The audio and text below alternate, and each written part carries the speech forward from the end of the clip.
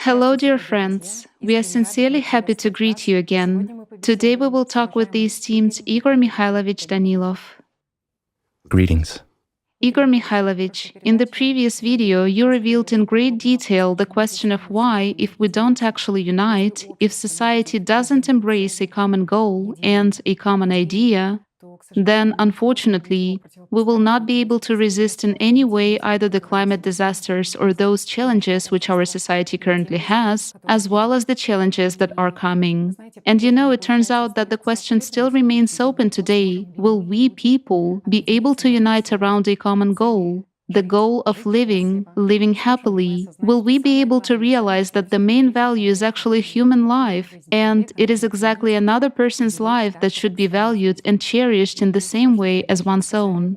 In the previous video, you also said very important words, a very important truth, that if we have enough common sense, we will have time to do a lot. Why am I making such a reference to this phrase right now? Because it is extremely important. Because when people hear the bitter truth about where we are now, at what point in this coordinate system, and what is really happening to this world, then of course, thoughts of such despair arise in their heads. Is there any chance to change everything? Or maybe climatologists are right when they say that what is happening to the climate today is already a verdict that has been passed on our humanity. Therefore, I would like to begin with this very question. Is there a chance to change everything? Is it still relevant to inform people about the Creative Society project? And is there a chance in the Creative Society, taking into account the current reality and the situation where we are today, to actually save humanity and to avoid those climate disasters? I'll say the following, friends. There is such a phrase, punish not show mercy. So the comma has not been placed yet. I would say that our chances are substantial. And indeed, very broad opportunities are open before us. Yes, I can understand people as well. They're doing a lot, informing others, but people seem not to hear. Yet, on the other hand, my friends, just look at how many people today support the Creative Society around the world. Thanks to you, thanks to your understanding, your efforts, your tireless work. It is precisely your volunteer work that has currently had a tremendous influence. It has even influenced those very journalists and those very climatologists. Just look at what they have started openly talking about now. Yes, so far few of them. But my friends, they didn't talk about it until quite recently. I understand that the climate Cerberus has also played a role. And in fact, those changes, which are happening now, were predicted to happen at least 100 years later. But they are happening now. Thus, many climatologists become aware of their mistakes in the calculations. And this is your merit. Their merit is that they're not afraid to admit it. Why? Because a lot of people find out the truth, and a lot of people have paid attention to the climate. Since in this world, we're only concerned with our own survival. This is really true. The consumerist format drives us into its traps, which, pardon me, are set everywhere in our society. We're like cornered animals. We don't even have anywhere to go. In any situation, whichever we look at, we face some problems that we have to deal with and resolve. We have a problem with justice. We have a problem with the economy. We have a problem, with sanity. This is indeed so. When we watch the news, there is such an impression that the world has gone crazy, that we're doomed. They scare us with large-scale wars. They scare us with a nuclear war and whatnot. They divide us and tear us apart. Meanwhile, there is inflation across the world. At the same time, there are various diseases, and many things are associated with them, those which we do not perceive. A problem with food is starting. They say that famine is approaching, and all this is indeed troubling us. But the most interesting point is that this entire fuss, and it's a fuss, friends, despite the fact that it directly affects our lives, it distracts us from the main thing, from the climate Cerberus. Yet now even climatologists and journalists start calling climatic changes the climate Cerberus. This means that they hear you, friends. Indeed, we can do a lot. We have good chances. And even if we had no chance, we would be obliged, if we had a seedling in our hands, to keep planting it to the end. That's the right thing to do. It doesn't matter how the world will react and what will happen to it tomorrow. What matters is how we act. Our conscience should be clear. Our catharsis takes place precisely in our actions. And pardon me, no matter how much we want it to be otherwise, and no matter what we all do, in reality, our existence in our physical bodies ends very fast. And when we stop being in this world, in our physical bodies, we transition into a different state. And this is no longer religion. It's already the science of today. After all, the quantum state of our information, of our consciousness, is everlasting. In fact, I'll digress from the topic a little bit, but this is interesting. It makes you think. Think about the fact that energy can transition from one state into another, but it will never disappear. We as humans cannot even create a single quantum of energy. We merely use it. We can get it in various ways. And we can transform it and use it. But it continues to exist, just like all the information. And believe me, no matter how much a lot of people would want it to be otherwise, but all our actions, all our thoughts, and our entire life, it is all recorded as if on a certain information medium and stored somewhere, maybe in the backyard of our universe. This suggests that if we have such a desire, and if science develops, someday we will be able to see all the information about every person, about his every thought, and about his every deed. Yes, this is a bit scary, but remember one thing, friends. It doesn't matter who you are. What matters is who you have become. So if, by going through our catharsis, we remove what has been dominant in us, and we ourselves begin to dominate as personality, as a human, then we can change a lot, even in our after-death fate, as they say. And look, this sounds religious, but this is not religion. This is science. This is what Alatra was talking about 10 years ago. Even more than 10 years ago. And just look, only 11 years have passed. That would be more correct. And science is already voicing this. Isn't that interesting? I think it's interesting. It is also interesting in the sense that we, as humanity, are evolving. We're evolving very intensively and quickly. And your contribution is tremendous, friends.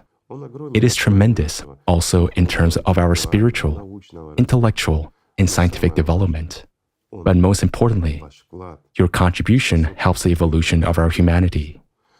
It is you, precisely you, my friends, who are contributing to making us, the fragmented humanity, become one united civilization. What the Creative Society volunteers are doing right now, as well as many other people, many who are taking part in the Creative Society project, is that we're actually creating conditions for a universal catharsis of the entire humanity. We're removing lies. We're removing filth. This is really so. We call things by their proper names. We have nothing to be ashamed of, and we have nothing to hide. We're people. We're the way we are. The whole world is like that. That's where we have ended up. And we have ended up,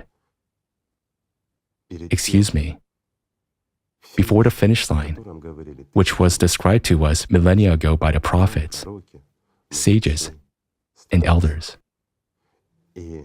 Thus a question arises, how did they know? We've been talking about this for a long time. We've been saying that in ancient times, people remember the past that had taken place. So when they spoke about our days, they merely described those events which humanity had already gone through. Nothing changes. Everything moves in a spiral. And in order for this spiral to change, we have to apply quite a lot of effort. But we can only apply this effort together. We can. Each of us can, by using energy, our life energy, directed to the entire humanity. And humanity is able to change. And we can already see what is happening. Let's take a look. What was happening 10 years ago? Let's consider that very geopolitics. Yes, I'm not saying that it is good now. No. But what was happening then was perceived by most of us, humanity, as real events, as the truth, so to say. Now, those lies and manipulations which sound from mass media are practically disregarded by people all over the world. People laugh, people look at that, but they stop believing the lies. However, people start believing the truth. Tell me, should any credit be given to you and us for this catharsis, for this purification? Of course, it should be. I'm not saying that it is only thanks to us. No. But our contribution to the process of this catharsis is huge. Yes, my friends, going back to the climate and the events that await us, there is little to be happy about. Yet, why do people fail to hear us properly? Why aren't things happening the way we want them to? I will again answer from the perspective of science. Because what our consciousness tells us is not the actual truth. Why? Because our consciousness works against logic. It imposes on us the ideas and subjective perceptions that are beneficial to it. And this is no longer a paradox. It is science again. Consciousness manipulates us as humans. This is really so. It makes a decision much earlier than we receive that decision, which is supposedly ours. But that's the way it is. And these are already the obvious facts of neurophysiology. Sometimes, consciousness creates such sensations and such an inner world for us that becomes unbearable. And sometimes, it is precisely consciousness that pushes us even to extreme actions, those we ourselves would never take. Even when everything is fine, it starts telling us that everything is dull, boring, and there's no point in our existence here. At the time when a person is ready to take a step towards the light, consciousness slows him down, drags him into a swamp, and ultimately destroys him. The culprit of suicides, sorry friends, I'll be blunt, is precisely our consciousness. While, in spite of this consciousness, we as personalities, as people, as human beings, we strive for life. So look at the paradox each of us carries, listens to, and obeys our killer. It is our consciousness that makes us sometimes treat our beloved and dear people meanly, abominably, and from the position of exploitation, telling us even in our families that if you do not raise your voice or act this way, you will not be respected, you will not be understood. It cultivates our pridefulness, and we start quarreling with our beloved people. Eventually, instead of love, hatred arises in us, which sometimes even goes beyond any reasonable limits. And the question is, why? And how does it arise? Science cannot answer it yet. Neither is science yet able to explain the synchronization of a thought coming to a group of people. After all, it has been verified so many times when people, who directly or indirectly form a single egregore, receive the same information, even in the tiniest details. However, consciousness immediately erases it, saying, "This is impossible." But why didn't this thought or these actions come yesterday or a month ago, but exactly now? And to specific members of this egregore, a simple question, isn't it? Science is unable to answer that yet, but believe me, it is already being pondered over. Scientists are already pondering that everything is not so simple in this world, that the world is much more complex. And we as human beings are dual. Friends, this is a truth which people in ancient times knew, but then we forgot it. And unfortunately, our, I would say, materialistic upbringing, science, and everything else began to deny it all and just remove it from our lives, calling it heresy from the possession of religion and calling it anti-scientific fact and stupidity from the possession of science. But now, it is all coming back. And it is coming back literally at this moment. Thanks to you, friends. Thanks to your activity. And this is already a victory. Yes. So far, we see a lot of certain misunderstanding, resistance, but these are certain stages. Not all people have freedom of thinking. Whereas freedom of thinking is the control of your own consciousness.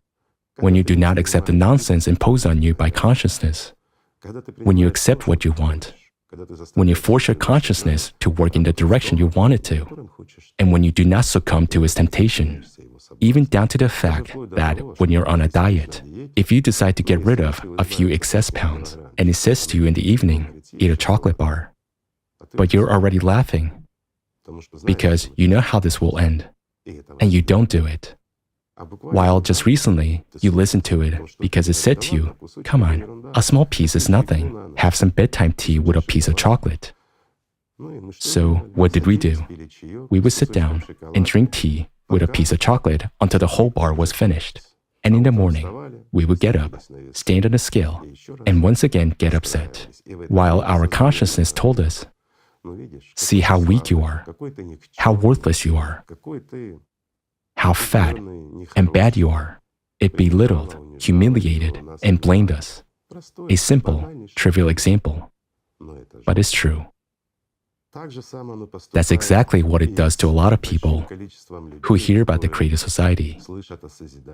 It is done in exactly the same way, and exactly by consciousness. It's unprofitable for consciousness that we know the truth. It's unprofitable for it that the truth sounds at all. You know, looking ahead, there's some things I would like to tell you now, but we'll talk about them later. When we, being religious people, justify terrible things, really terrible things, nearly as those done by the will of God,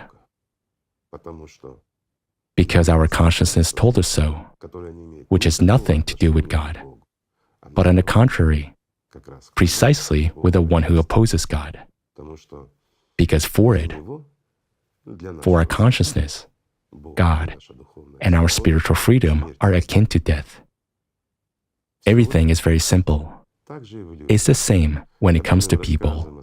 When we tell them about the creative society, disbelief arises in them. When we start telling them about the creative society, about the climatic problems that are really underway, without even talking about what is coming, a lot of people are shocked because they haven't seen it. Their consciousness did not allow them to perceive the actual picture of the horrifying climatic changes happening even today, and they experience shock. The next stage is rejection and denial. Denial of what they themselves see. Denial, because it's a threat to their supposedly peaceful and settled life, in which they are constantly experiencing fears, discomfort, and humiliation. But they have hope from their consciousness that tomorrow something will improve. However, when they realize what is happening to the climate, they realize that nothing will improve tomorrow. The picture that our consciousness draws for us is breaking down. But doesn't it really draw pictures for you? Or didn't it draw them for you? Didn't it say that tomorrow it will be better?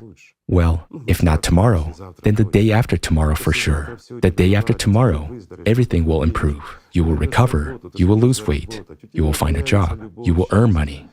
You will have love, happiness. Everything will be fine with your children. You will build a house or renovate it.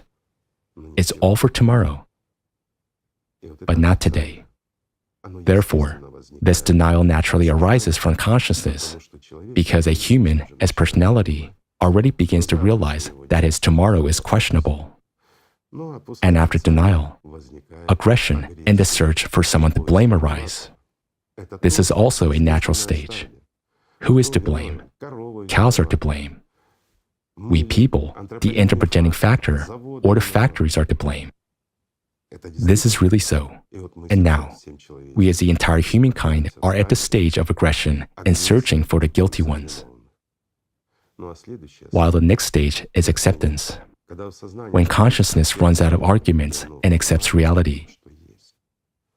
But it only accepts it when we as people, as humans, as personalities, realize it all. Then consciousness has no chance, and simply, part of me has nothing to counter with. Its arguments fall apart. Its lies, the lies of consciousness, become clear and obvious. And then we are ready as personalities perceive reality. And then we naturally give a command to our consciousness to start acting. Look how much time a person needs.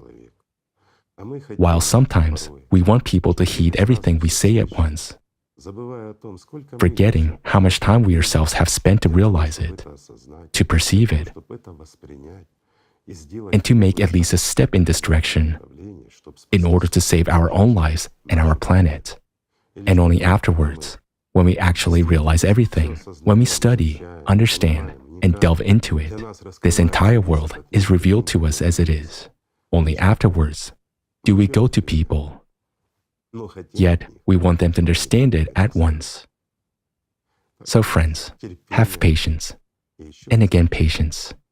The comma hasn't been placed yet. We have a huge chance. We can change everything. I will say even more. If right now, today, we held a world referendum and adopted the creative society, created an electoral platform, and our lives would begin to change. We would already know for sure that from January 1st, 2024, we would enter the transition period to the creative society. And that's it. All the lies, all the filth of this world, all the manipulations, and a lot of negativity associated with it would be left behind. And now we need to build a new world. And we would already start thinking positively. We would begin to think about how we can really build a world in which the highest value would be human life. How we can provide food and water to those who need it. How we can provide everyone with quality health care and everything else necessary. When we start thinking and solving this, then everything will change. In this case, I'll tell you the following. If we voted and adopted the creative society today, then within a year, mark my words, friends, if we voted today for the creative society and decided that it should be implemented, then within a year, the Cerberus would go back where it came from, and the climate would calm down. And in literally 3 years, We would control volcanoes and earthquakes for the rest of the life of this planet. But humanity would gain a chance to live for billions of years. Not millions, but billions. In other words, our civilization would gain a chance to exist for billions of years. And each of us would change our life the way we cannot even imagine. Our life would become much more interesting, more important, more necessary, and most importantly, without fear of today or tomorrow. This means true freedom.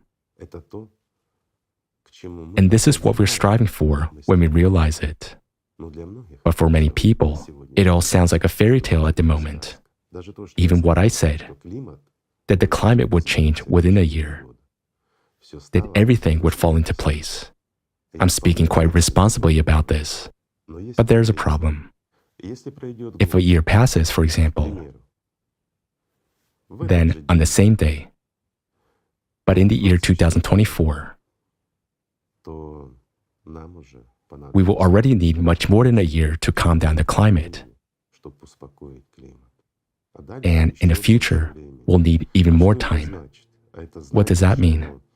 It means that once the climate gains momentum, it will continue to spin by inertia like a flywheel, and it will be hard for us to slow it down. And that would affect our homes, our lives. This Cerberus would destroy our planet. And ultimately, there is a red line, after which we won't be able to stop this flywheel at all, friends. This is really true. It's a process that will become irreversible. Then all the power will go to the Cerberus, while it has a clearly defined objective. And if now it causes a lot of harm, gaining power with every day, there is less and less power to resist it. How can we resist something that feeds on nature itself? How can we resist something which represents justice itself? But the more volunteers there are, the more people join, and the closer we get to a positive decision about the creative society, the greater force we will have. And by adopting the creative society in a timely manner, we will become one united civilization, and we will have a single egregore. This is not a joke. This is really a single egregore of all humanity. It means that our thoughts and our actions will be directed towards making our life the most important and the most valuable in this world. And by applying our efforts to that, we will be able to defeat the Cerberus. We will be able to restore our planet and to restore order. Let me give you a simple example. Now, there is too much water in some places where it washes away our houses, our cars, and takes our lives. While in other places, water is disappearing. There is a drought. Everything is dying. Sometimes it changes very quickly and abruptly, and in the future, it's going to get worse.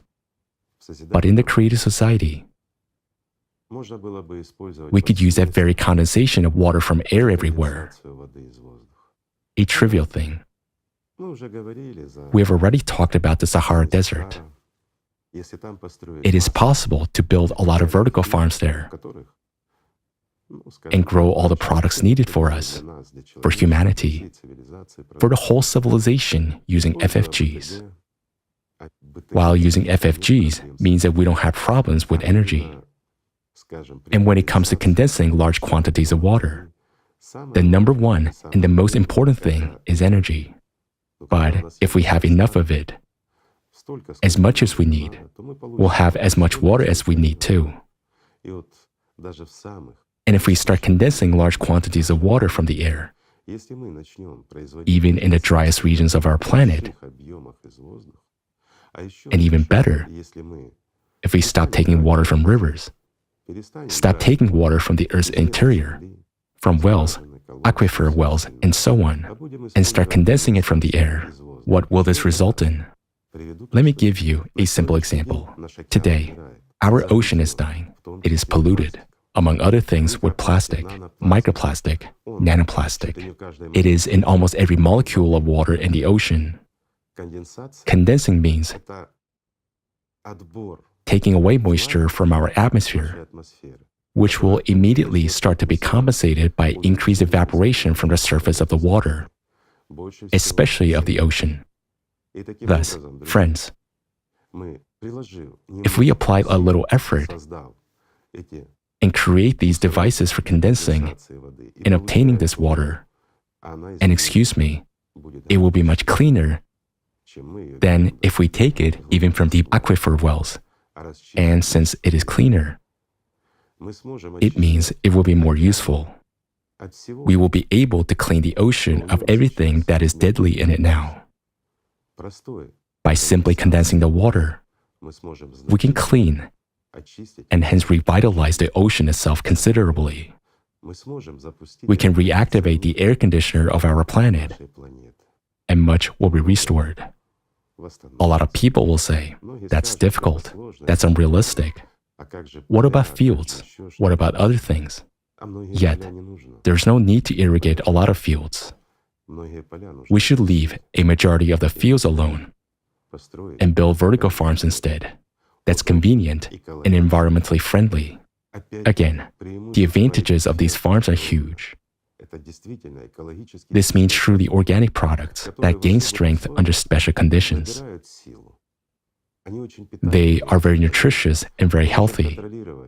We can control their growth and everything that gets into the plants.